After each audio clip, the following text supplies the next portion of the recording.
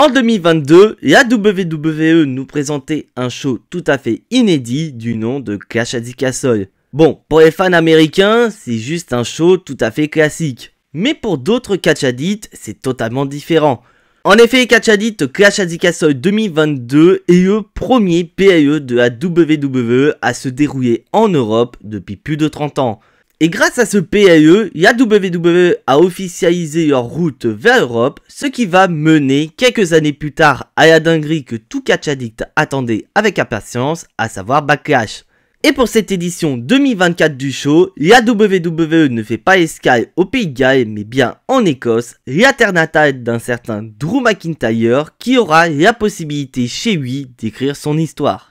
What's up les Catch Addicts, c'est Jimbo! Et aujourd'hui, on se retrouve pour le Jimbo No Stick de Clash at the Castle 2024, le prochain PLE de la WWE qui se tiendra du côté de l'Écosse. Ce qui veut dire que pour nous, Catch Addicts français, on aura la possibilité de suivre cet événement à partir de 20 h sur WWE Network. Et je vous annonce également, les Catch Addicts, que je vous donne rendez-vous à partir de 19 h ce samedi sur ma chaîne Twitch pour les live réactions. Parce que oui, cette fois-ci, je me suis débrouillé pour pouvoir suivre cet événement, contrairement au mois précédent avec King and Queen of the Ring.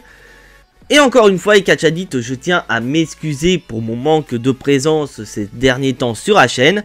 Car malheureusement, avec mon travail, je n'avais pas forcément le temps de potasser mes vidéos. Surtout, je vous cache pas que ces derniers temps au travail, ça ne va pas du tout, que ce soit au niveau du boulot ou encore mentalité. Mais voilà, j'essaie de revenir petit à petit et je compte dès la semaine prochaine refaire du contenu sur la chaîne. On est donc dans un format qui semble avoir été adopté par Triple H depuis de nombreux mois, à savoir une carte avec seulement 5 matchs, ce qui fait qu'avec une carte assez réduite, il va y avoir beaucoup d'absents, comme notamment la Bloodline qui semble ne pas en avoir terminé avec un certain Kevin Owens. Et vous allez voir les Catch Addicts que du côté des champions, c'est pas mieux du tout.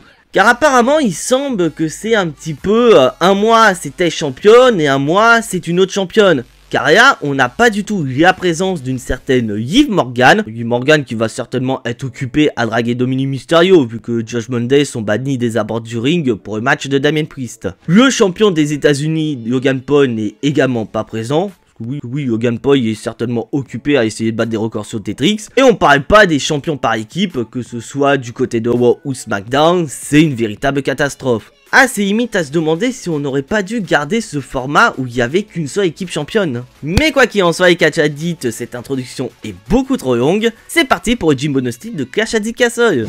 Et comme tout Jimbo No Stick qui se respecte, on va démarrer par le match qui me hype le moins. Et je suis désolé Catch Addicts, mais pour moi le match le moins hypant de ce show, c'est le match qui va opposer Bayley à Piper Niven pour le titre de championne de la WWE. Et je sais pas pour vous les Catch Addicts, mais pour moi, depuis que Bayley a récupéré le titre, c'est une véritable catastrophe. Alors que d'un côté, j'étais assez curieux de voir le développement de Bayley suite à sa victoire au Royal Rumble et à sa victoire à WrestleMania contre Io Sky. Et bah autant dire, c'est limite à se demander si Bayley n'est pas meilleur en rôle de heel. Et de l'autre côté, c'est pas mieux parce que son adversaire, c'est Piper Niven. Alors oui, je suis d'accord, la WWE essaye de pusher Piper Niven pour qu'elle soit une adversaire très coriace pour Bayley. Mais le problème, c'est limite à se demander si la WWE n'essaie surtout pas de faire plaisir aux fans écossais. Car je rappelle que Piper Niven joue à domicile. Vous allez voir, c'est pas la seule à catcher à domicile, vous allez voir, il y en a beaucoup. Et bien qu'une victoire de Piper Niven pourrait y aider à être construite très fort du côté du roster féminin de SmackDown, et bah tu sens qu'à WWE a un autre projet avec ce titre de championne. Je rappelle que grâce à sa victoire à King and Queen of the Ring, Nia Jax en tant que reine du ring a droit à un match de championnat du côté de SummerSlam. Et on va pas se voiler la face, c'est Catch Addicts, une affiche Bayley contre Nia Jax est bien plus vendeur que Piper Niven Nia Jax. Bon après si Piper Niven remporte le match et qu'elle est construite très forte au vu de son match contre Nia Jax, j'ai envie de dire pourquoi pas. Mais tu sens qu'à WWE n'a pas envie de se lancer sur cette aventure de construction de Piper Niven championne très forte. Donc on va miser sur une victoire de Bayley qui va conserver contre Piper Niven et va donc foncer droit vers SummerSlam pour affronter Nia Jax. Oui, comme j'ai dit précédemment, un coup c'est Bayley, un coup ça va être Liv Morgan qui va défendre sa ceinture. Et pour la troisième fois d'affilée, les championnes par équipe Bianca Belair et Jade Cargill vont défendre leur titre. Parce que oui, et catch addict, j'ai quand même décidé d'intégrer leur match de championnat qu'ils ont eu le mois dernier dans Kickoff. Et pour cette troisième défense de titre, on peut dire que Bianca Belair et Jade Cargill vont avoir du pain sur la planche, puisqu'elles ne vont pas défendre leur titre contre une, mais bien deux équipes, avec d'un côté l'équipe composée de Shayna Baszler et Zoey Stark, et de l'autre côté l'équipe locale, à savoir Alba Fire et Aya Down. Et bien que d'un côté ça me fait plaisir de revoir Alba Fire et Aya Down pour un match de championnat, bah on va pas se voiler la face et catch addict, elles ne vont pas remporter le match. Car on est tous d'accord avec catch addict, depuis qu'elles ont perdu leur titre de championne de NXT et qu'elles sont passées dans le roster principal, c'est une véritable déception. Et de l'autre côté, même si j'ai envie de voir Shayna Baszler et Zoey Stark remporter les titres, et que la perte des titres par équipe pourrait lancer cette rivalité qu'on attend avec impatience entre Bianca Belair et Jade Cargill, bah tu sens qu'il est un petit peu trop tôt pour arriver à ce genre de scénario. Donc voilà, on va miser sur une victoire de Jade Cargill et Bianca Belair, que bon, d'un côté, on sait pourquoi Jade Cargill est dans la division par équipe au côté de Bianca Belair. Tout ça, c'est pour la construire au vu d'un futur run en solo. Et je vous le dis honnêtement, et catch addict, je trouve que ça a été une très bonne idée de la mettre dans la division par équipe aux côtés d'une catcheuse telle que Bianca Belair. Bon, après, maintenant, on verra quand est-ce qu'elles vont perdre les titres. Parce qu'on va pas se voir la face et catch addict, même si Bianca Belair et Jade Cargill sont les championnes par équipe, la division par équipe est une véritable catastrophe. Et maintenant, les catch addict, on va passer au match que j'attends le plus de ce Clash at the Castle 2024. Et ce match, je pense que c'est le match que beaucoup de gens attendaient, à savoir le match pour le titre intercontinental entre Sami Zayn et Chad Gable. Et je vous dis honnêtement, les catch addict, c'est la rivalité qui me hype le plus en ce moment, que ce soit du côté de Raw ou de SmackDown, car on a vraiment affaire à un Chad Gable qui s'est reconstruit, qui est devenu le challenger le plus crédible à l'heure actuelle pour le titre de champion intercontinental. Un Chad Gable qui n'hésite pas une seule seconde à rabaisser ses élèves de la Alpha Academy en disant clairement que ce sont des merdes. Et tout ça, ça ne plaît pas à un certain Sami Zayn. Car Sami Zayn, il connaît cette situation, il a connu ça à l'époque de la Bloodline. Donc il essaie de tout faire pour montrer aux membres de la Alpha Academy que Chad Gable ce n'est pas la bonne personne à suivre, ce qui a mené à ses explications lors du dernier épisode de Raw par Otis pourquoi il a décidé de suivre Chad Gable malgré le fait que ce dernier le traite comme une merde.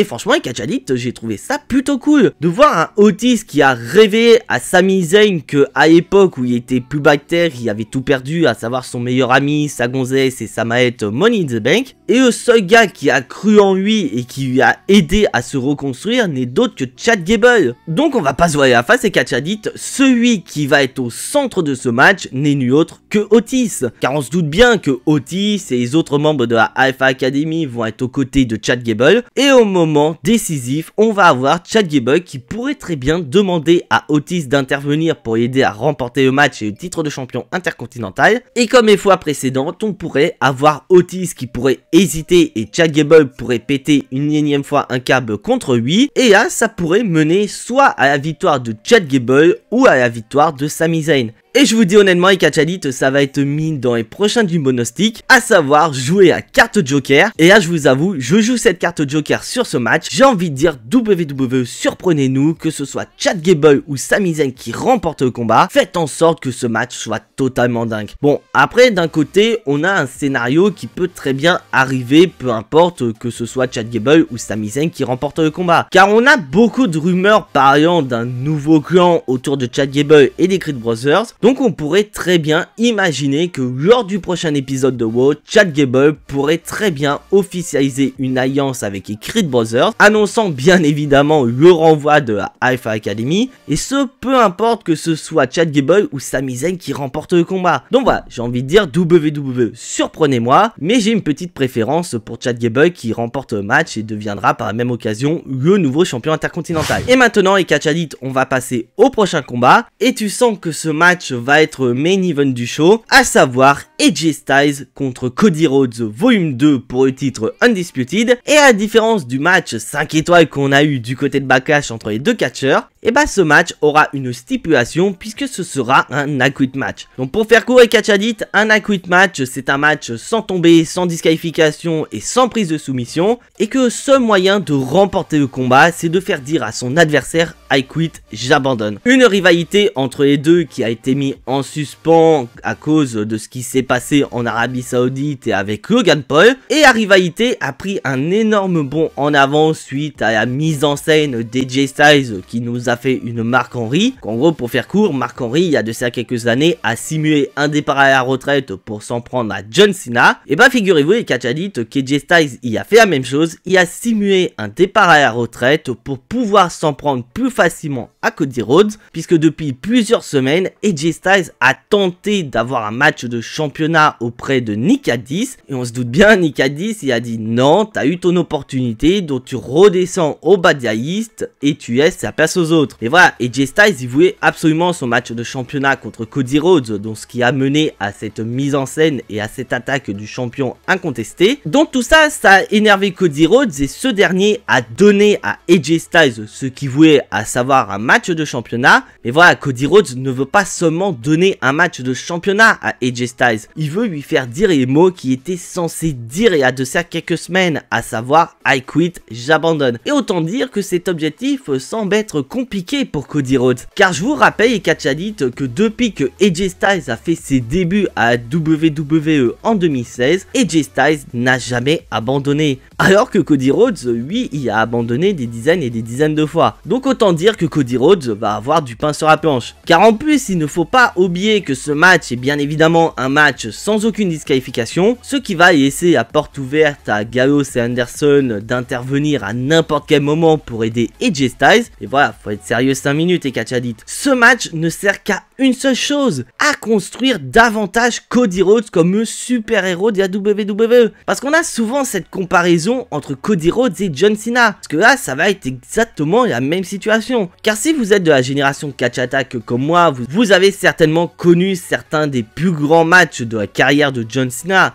Car on se rappelle tous de cet I Quit match légendaire entre Randy Orton et John Cena, où la vipère en a fait voir de toutes les couleurs à John Cena. Mais malgré toutes les manigances de la vipère, John Cena est parvenu à venir à bout de Randy Orton en lui faisant dire I quit. Bah j'ai l'impression qu'on va avoir ce même format du côté de Cody Rhodes. Cody Rhodes, ils vont voir de toutes les couleurs avec AJ Styles, Gallows et Anderson qui vont intervenir. Mais malgré tout ça, Cody Rhodes va résister et va rassembler ses dernières forces, et grâce à l'aide du public va réussir à faire abandonner AJ Styles pour ainsi conserver son titre de champion incontesté. Ah, le format il est clair et net. Mais attention les catch addicts, ce n'est pas parce que le match est prévisible que forcément le match va être dégueulasse entre les deux. On a eu l'exemple du côté de Backlash qui a quand même eu un 5 étoiles de la part de Dave Meltzer. Et maintenant les catch addicts, il est temps de parler du dernier combat. Et j'espère que ce combat sera le main event de Clash at the Castle. Le match qui va opposer le champion World Heavyweight Damien Priest au héros local Drew McIntyre. Ça fait un peu bizarre de dire que Drew McIntyre est le héros local parce qu'en théorie il est censé être heel tout comme Damien Priest. Mais dans cette affiche il est clair et net que Drew McIntyre est le babyface. Il va jouer à domicile donc il va avoir le public à fond derrière lui. Et surtout que Drew McIntyre va avoir un petit avantage sur Damien Priest. Car souvenez-vous les catch addicts, lors du dernier épisode de WoW, Drew McIntyre a battu Finn Balor, ce qui fait que Josh Monday est banni des abords du ring. Mais tout ça, Damien Priest, il s'en fout totalement. Car on a affaire à un Damien Priest tellement sûr de lui qu'il n'a absolument pas besoin du Josh Monday pour battre un mec tel que Drew McIntyre. Car aux yeux de Damien Priest, Drew McIntyre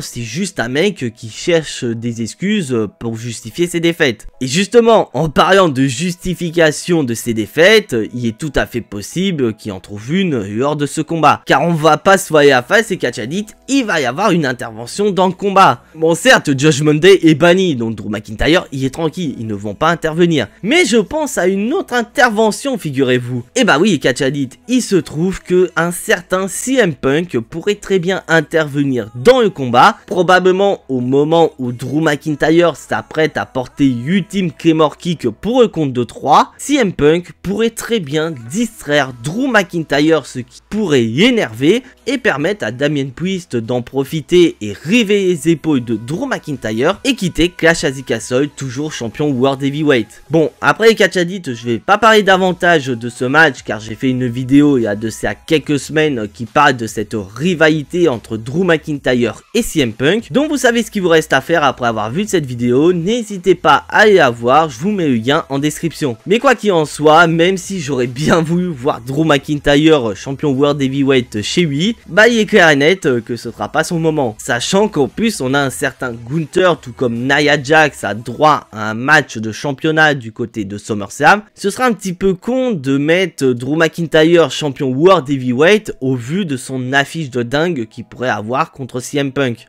Donc voilà, je vous pronostique Damien Priest toujours champion World Heavyweight et ira vers SummerSlam pour affronter le ring général. Et voilà les Catch Addicts, c'est tout pour ce Jimbo Gnostic de Clash at the Castle 2024. Si bien sûr vous appréciez ce que je fais, n'hésitez absolument pas à lâcher votre plus gros pouce bleu qui fait énormément plaisir à la chaîne. Si bien sûr vous n'êtes pas encore abonné à la chaîne, vous savez ce qu'il vous reste à faire après avoir vu cette vidéo. C'est bien évidemment de cliquer sur le bouton abonner, c'est entièrement gratuit et c'est un autre moyen de me soutenir sur la chaîne. Je vous invite également à cliquer sur la petite cloche pour être notifié de la sortie des prochaines vidéos sur la chaîne, car en parlant de vidéos et Catch Addict, il y aura bien évidemment ce dimanche la review de Clash at the Castle, et comme je l'ai dit en tout début de vidéo, je m'excuse une nouvelle fois pour le manque d'activité sur la chaîne, car en ce moment avec le boulot, j'ai pas forcément le temps de me consacrer au montage et à l'écriture des vidéos, et voilà, dès la semaine prochaine, je reviens en force et je vous réserve une nouvelle vidéo. Donc le fait de cliquer sur la petite cloche vous permettra d'être notifié de la sortie de ces vidéos. Et comme je l'ai dit également en début de vidéo, je vous donne rendez-vous ce samedi à 19 h sur ma chaîne Twitch pour le live réaction de Clash at the Castle. Et comme pour chaque live réaction, je serai pas tout seul, je serai en compagnie de certains Catch Addicts. Mais en attendant, on n'oublie pas le plus important, soyez tous très fiers d'être des Catch Addicts. C'était Jimbo et à la prochaine.